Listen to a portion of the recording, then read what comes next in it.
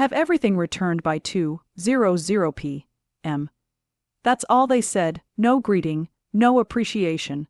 Just a folder, a deadline, and 3 HR faces as blank as gravestones. I knew something was wrong the moment my Outlook pinged with an urgent meeting at 11:30 a.m., no agenda, no explanation, just the sterile subject line, transition discussion, corporate language for, we're about to dismantle your career with a laminated script. By 11:31, I was sitting across from Lena Ward from HR, queen of expressionless cardigans, while some silent legal guy lurked nearby like a neglected coat hanger. And leaning against the wall was Jared Cross, the new regional VP. If an overconfident grin and too much cologne ever became a person, it would be him. He posed like he thought the meeting was his audition for smug antagonist #3 in a holiday movie. He didn't speak, just stared like he practiced that look in the mirror. Lena cleared her throat and delivered the line. Nadia, you're being transitioned out of Solnix Group effective immediately. Please return your laptop, badge, and company equipment by 2:00 p.m. No acknowledgement of my 11 years with the company. No mention of how I built the entire Ridgehaven branch from an empty construction lot into one of their highest performing units. Just by 2:00 p.m., it was 11:36. I didn't flinch, didn't ask why, because I already knew. Nobody gets blindsided like this without slimy office politics slithering underneath.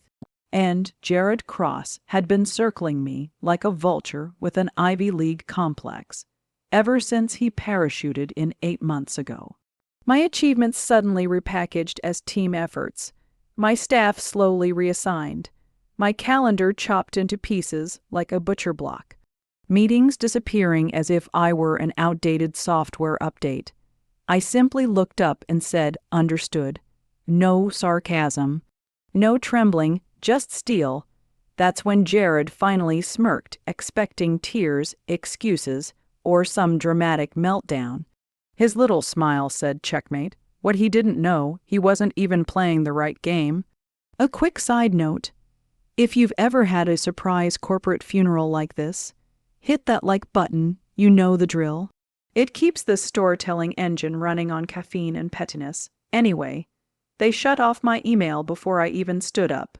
One moment I was Nadia Ray, Senior Regional Strategist at Solnix Group, managing 9 development sectors, closing 22 commercial contracts, mentoring rising execs, and speaking at the past 3 leadership summits.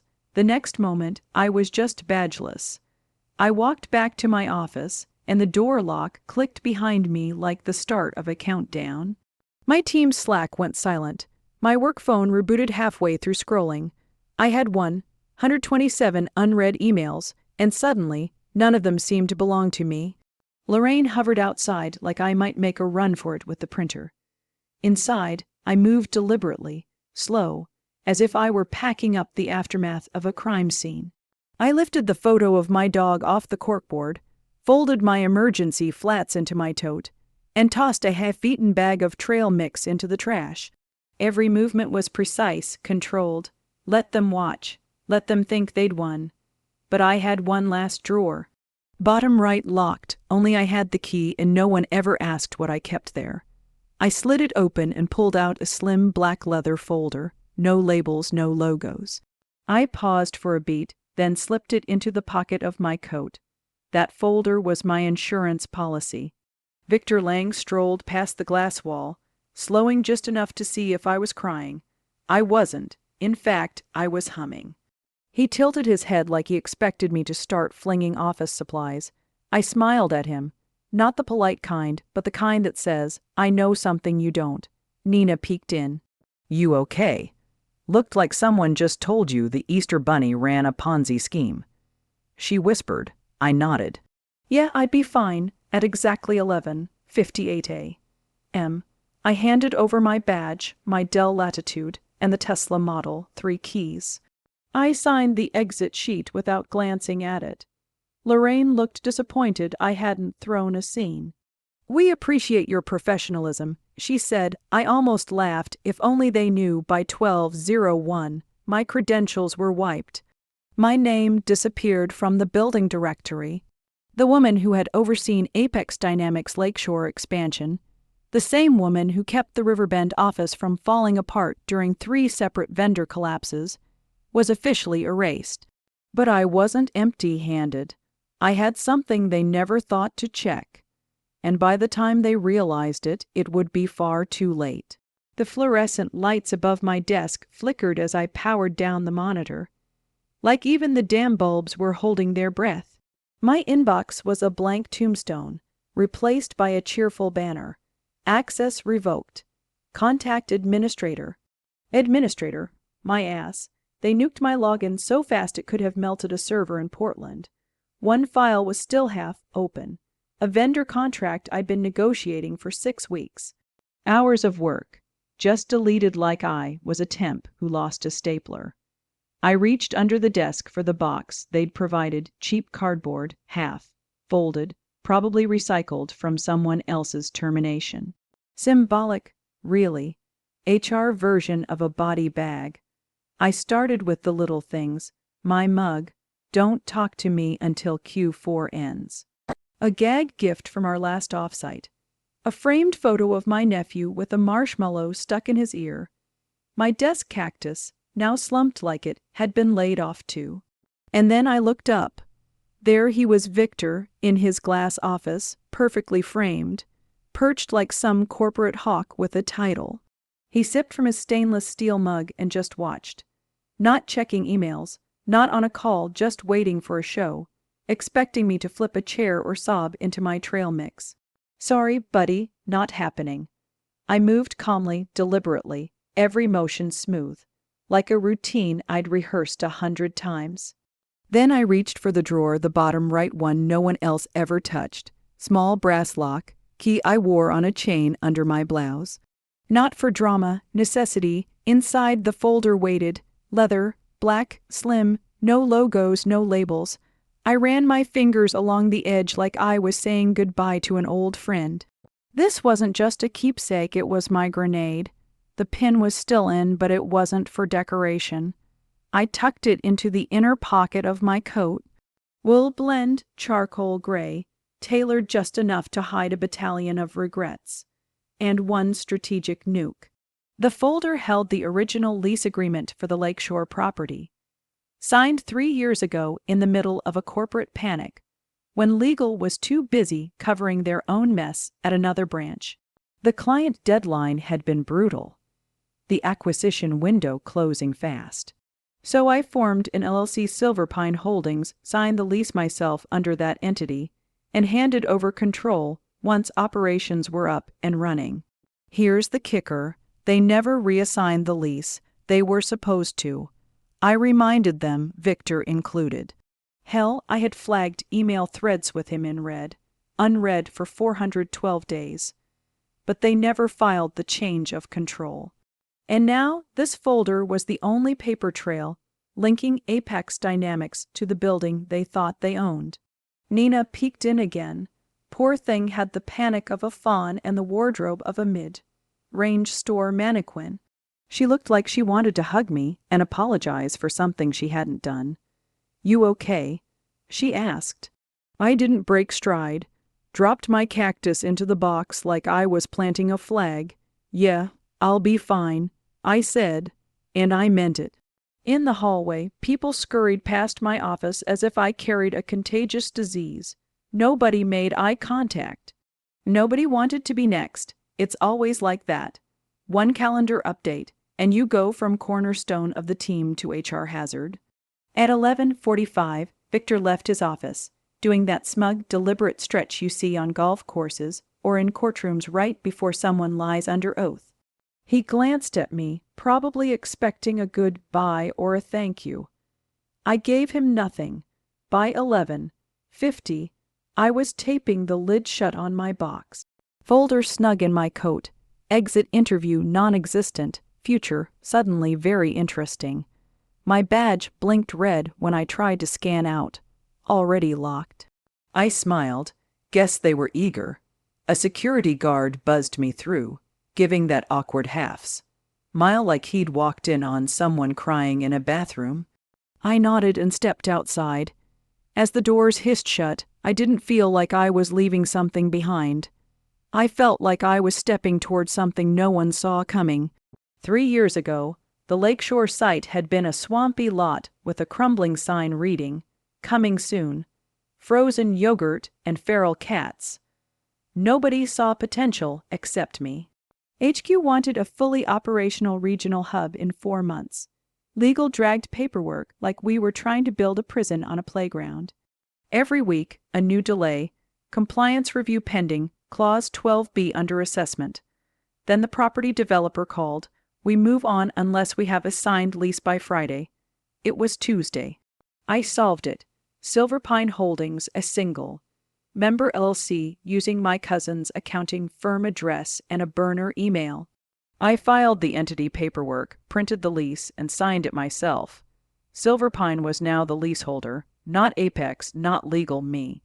Not sneaky, just problem solving. Build-out started on time. Fiber trenched, parking lot paved. Offices ready by the end of Q2. Everyone clapped.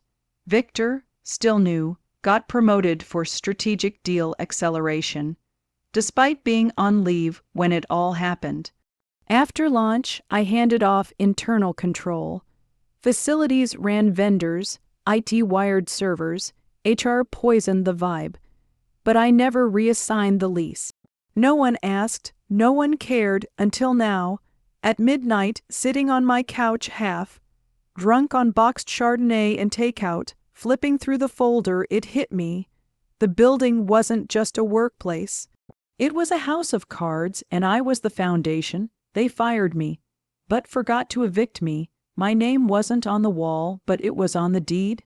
My LLC controlled every vendor contract, maintenance clause, key card, and signage agreement. Their crown jewel regional hub depended on the woman they'd dismissed without a second thought. All I had to do was wait for the lights to flicker, wait for badge access to fail, wait for someone to finally ask the question they should have asked 3 years ago. Who actually owns this building? At 7:08 a.m., my phone buzzed, unknown number, 703 area code Virginia, corporate HQ. I stared at it, sipped lukewarm coffee, and let it go to voicemail. If it was important, they'd call back. They did. 2 minutes later, same number. I answered, "Elena Carter," I said. The voice was breathy, urgent, like someone whispering in a hostage situation. "This is Jeremy Chen, corporate legal. Hope I'm not catching you at a bad time." I smiled. "Oh, Jeremy, legal's never a bad time. What can I do for you?" Papers rustled on the other end. I imagined him in a cubicle, flipping through a lease he didn't even know existed yesterday. "Got a situation. Appears the lease for the lakeshore property isn't under the company's name." "That's correct," I said, calm as Sunday morning crossword. Silence on the line. "It's under Silver Pine Holdings." His voice wavered, hoping I'd laugh and say, "Just kidding." I didn't. I reached for the folder on my table, opened next to a half-eaten quesadilla, and a sticky note reading leverage. "That's correct," I replied. "Silver Pine Holdings LLC, established March 14, 2022, registered in Texas, operated by yours truly."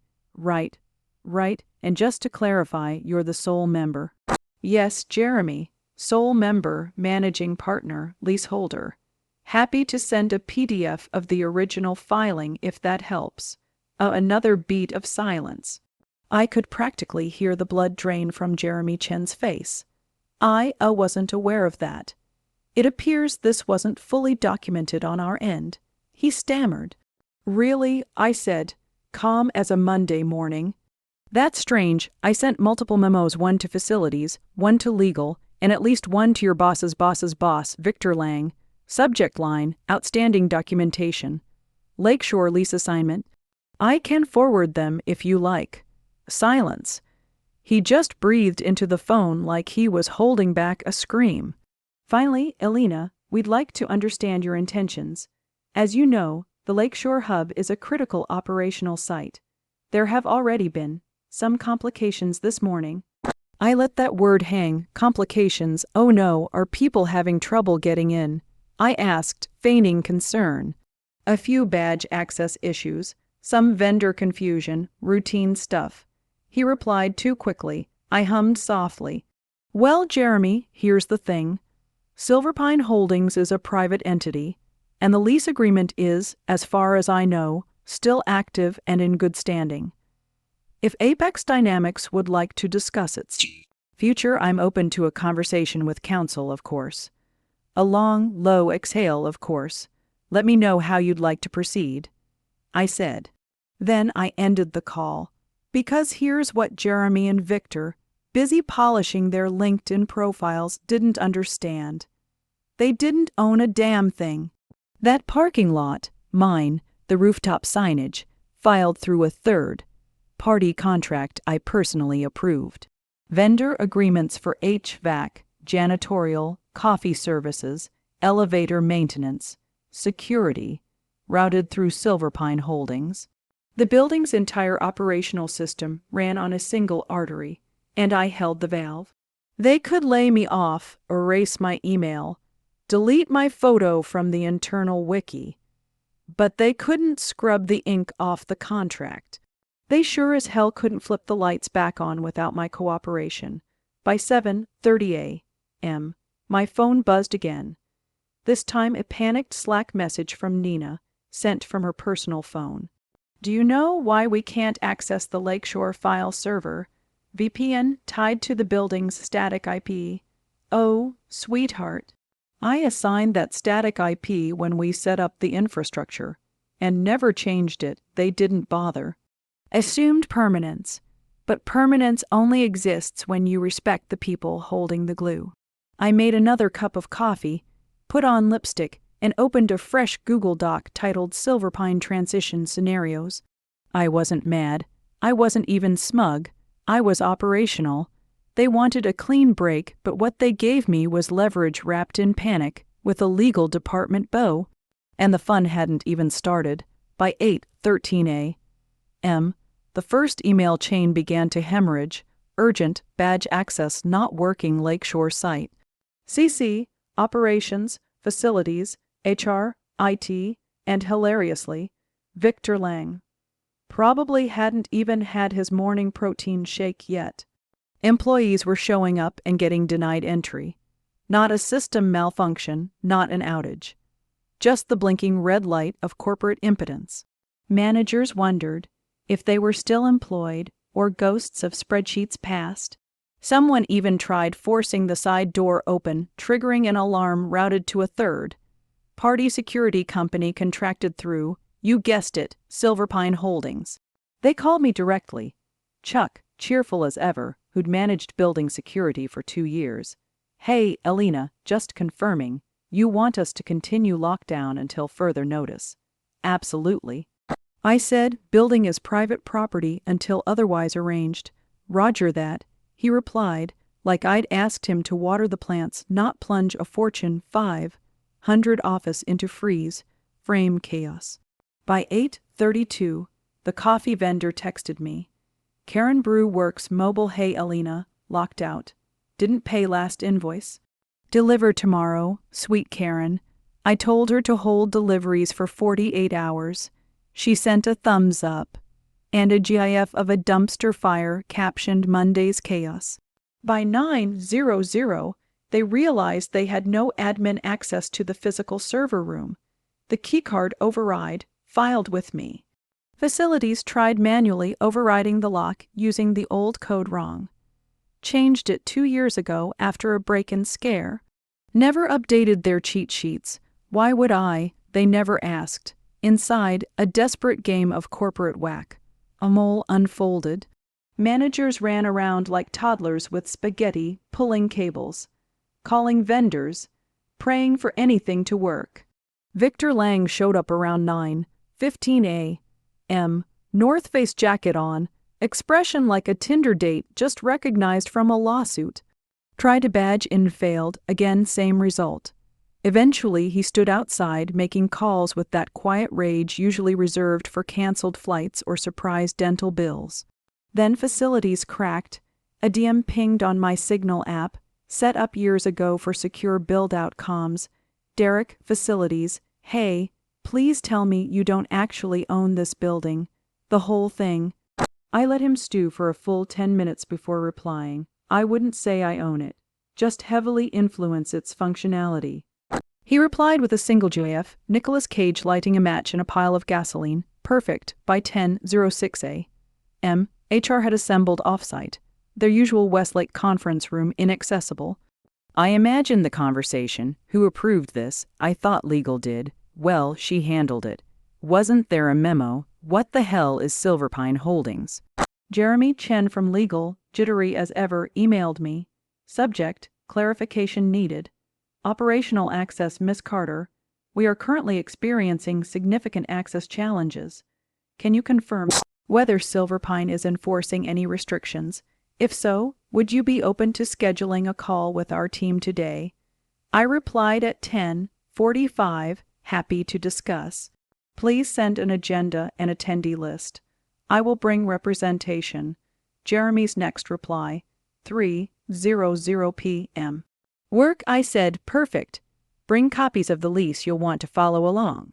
By 11:00, a mass email went out to all Lakeshore staff. Due to unforeseen technical difficulties, employees should work from home until further notice. Unforeseen corporate speak, for we didn't read the fine print. And now the building was controlled by the woman they fired in a beige conference room with a smug VP and a fruit tray. Somewhere in the fridge, my leftover kale salad was probably rotting. I hoped it fermented into something violent and sentient. Meanwhile, my phone buzzed constantly. Vendors calling for updates. Not Victor, not HR, not legal, me. Because all roads still led through Silverpine Holdings. While they were busy erasing my name from the org chart, they forgot to check whose name was on the building. At 12:47 p.m., an email slid into my inbox like a raccoon creeping into a church potluck. Subject, touching base. Hey Alina, any chance we could grab a quick coffee and clear the air? I think there's a path forward. Let me know if free this afternoon. No hard feelings, M. Digital equivalent of a soggy handshake after a mugging. No CC to legal. Rogue casual, trying to erase the past 36 hours with overpriced espresso. I waited 23 minutes, replied available 3:00 p.m. Today, council will join. Please provide location and any materials to review in advance. He answered 5 minutes later, Silverpine 3 is fine. Let's keep it informal. No lawyers yet, just us. I didn't respond. Silence was strategic. At 2:58 p.m., I walked into the coworking conference room he'd rented downtown. Minimal Daker, cucumber water, soundproofing perfect for screaming without alerting HR. Victor was already there, pretending relaxed. Collar unbuttoned one notch too far, laptop open, no eye contact. Plastering on that same smirk from the day he cut my badge access. Elena, he said, arms out like we were cousins at a BBQ.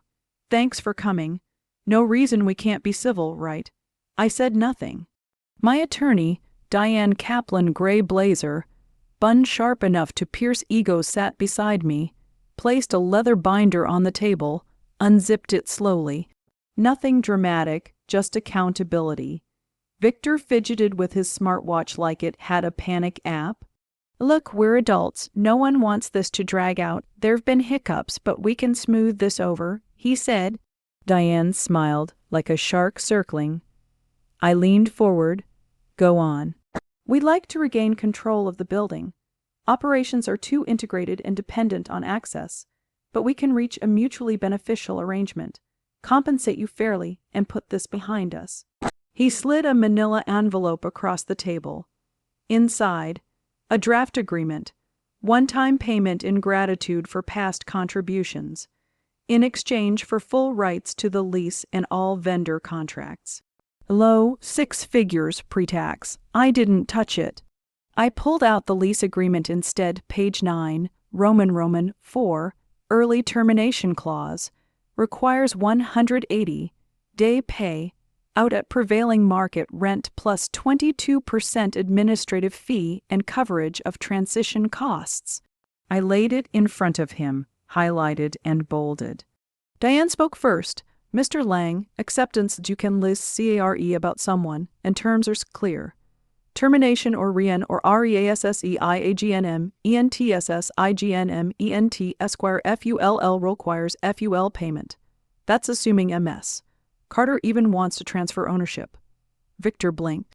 We weren't aware of the penalty clause. I almost laughed. You signed the lease. He went pale. Silence worked its magic. Fluorescents hummed their corporate hymn while he processed the financial hell he'd wandered into. He tried again, palms up. Let's not get legalistic. What do you really want? Wrong question. Diane zipped the binder shut like a judge slamming a gavel. I think we're done here, she said. I stood, smoothed my coat, slid the lease back into my bag like sacred scripture. At the door, I glanced back, not angry, not smug, just finished. You should read your emails, Victor, I said. And the lease, especially the part where I warned you. Outside, the wind picked up. My coat flapped as I crossed to Diane's car. A ping, Jeremy Chen, legal. We'd like to reopen discussions. Executive leadership will be present. Are you available tomorrow? I didn't reply, not yet. Now they wanted my time. And it was about to get expensive. By 7:16 the next morning, 5 missed calls, 3 voicemails, and an internal memo leaked by an anonymous source. Subject: urgent leaseholder conflict. Lakeshore Hub, glorious. 6 pages of bureaucratic panic. Original lease executed under time. Sensitive conditions, incomplete council review.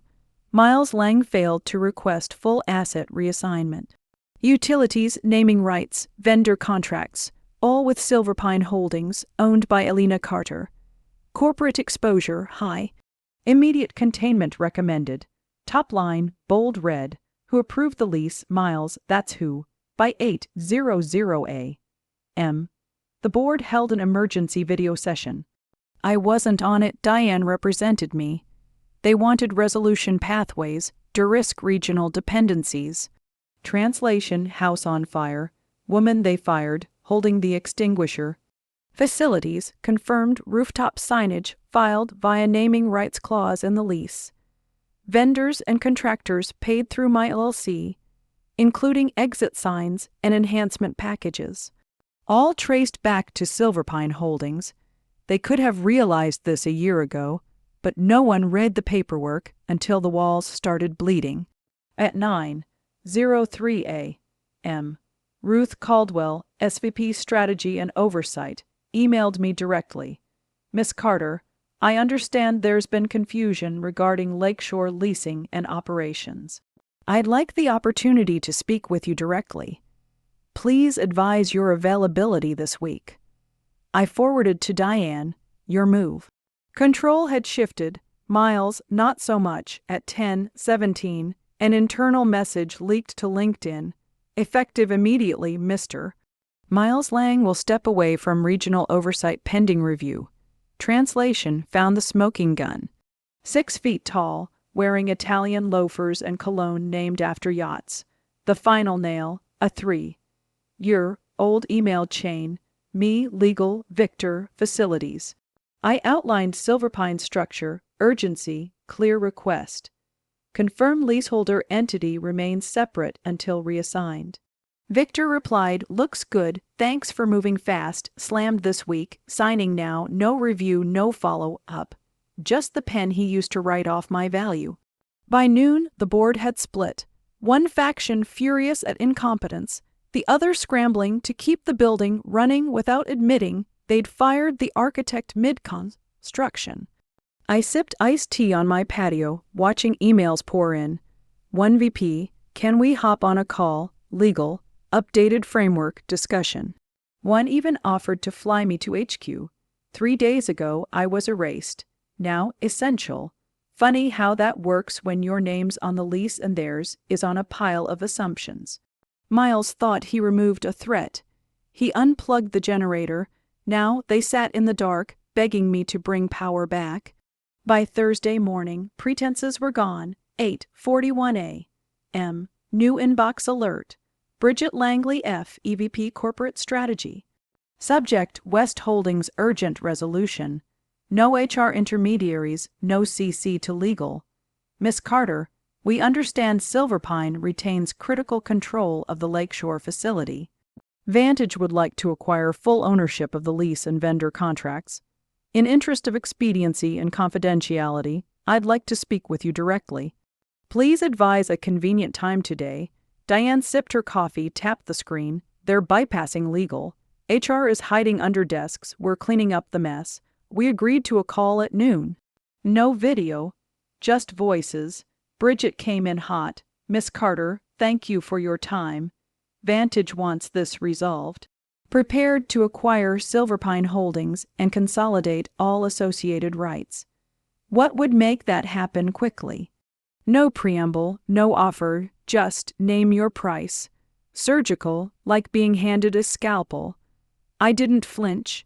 3 days of clauses, amendments, invoices, and leverage had me ready. I knew exactly what I had. Not just the lease, not just access control. Naming rights, signage, infrastructure vendors. All tied to my LLC with exclusivity clauses I foresaw. I had no desire to play nice, so I laid it out, plain, professional, lethal. 1. Full acquisition of Silverpine Holdings, including all rights and privileges. 2. Proactive bonus compensation, equivalent to 3 years of regional performance metrics, indexed to executive-level payout tiers. Spreadsheet included. 3. Written board. Signed acknowledgement of my role in establishing, structuring, and executing the Lakeshore expansion, attached to internal records and shared with my attorney. 4. Optional 60-day consulting retainer at my discretion if transitional guidance was required. Silence. Bridget didn't argue. She didn't scoff. Just understood. You'll receive a draft by end of day. Cold. Efficient. Exactly the response you get when the house is burning, and someone just shows up with the deed and a fire extinguisher, and both have your name on them. By 3:45 p.m., the first draft hit Diane's inbox. Pay out neatly outlined. No lowball. They knew they were buying more than paper. Time, reputation, operational continuity. Attached, draft internal recognition letter. No praise, no flourishes, hard facts. One word mattered: foundational. Elena Carter is the foundational strategist responsible for development and operational continuity of the Lakeshore Expansion Hub. All associated infrastructure and vendor alignment originated under her direction through Silverpine Holdings. I felt nothing, not joy, not triumph, just equilibrium. This wasn't revenge, it was accounting. They took my position, title, and place at the table. I took back control, acknowledgement, and compensation. On balance, I was whole. They were paying for the illusion they'd always had control. By 5:00 p.m., Anne had countered on 2 clauses and requested a wire transfer schedule. The storm was almost over, but I wasn't stepping into the sunshine. Not yet. One final move remained. A quiet one without a check, but with a mark that lingered. The wire room was almost sacred in its silence. Fluorescent buzz, glass desk, the kind of stillness where numbers feel holy. Anne scrolled her phone, calm as someone who's seen 1,000 settlements. The bank rep across from us typed like a concert pianist. Final clicks, final entries. Then he turned the screen. 6 figures. Soul warming board. Approved, sitting in my account like a quiet army of zeros saying, "We were wrong." "Here's proof," Diane nodded. "Funds transferred. Thank you, Miss Carter." It should have felt triumphant, like a boss fight cleared. But what I felt was clean. like a splinter finally removed. A knock at the glass. Courier, badge in hand, clipboard like flowers at a funeral. He handed over the folder, full buyout packet inside. Tabbed lawyer, approved, countersigned by every major division head. Final sheet, printed statement, thick stock, signed by the board chair. We acknowledge Elena Carter as the foundational architect of the Lakeshore Hub. Her strategic contributions, operational leadership, and decisive action during the expansion remain integral to the company's ongoing success. Not flowery, not flattering, permanent, irrevocable. Proof I wasn't just furniture. I built the damn room. Diane filed the documents. I stretched. Coat draped over chair, same one from my firing day. Leather folder empty beside it, like a used match.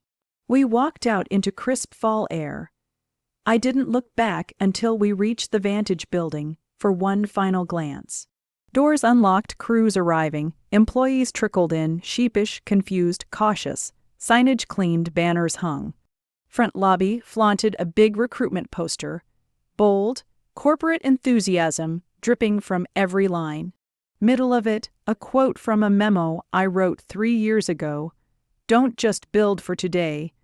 Build like someone will inherit your legacy tomorrow.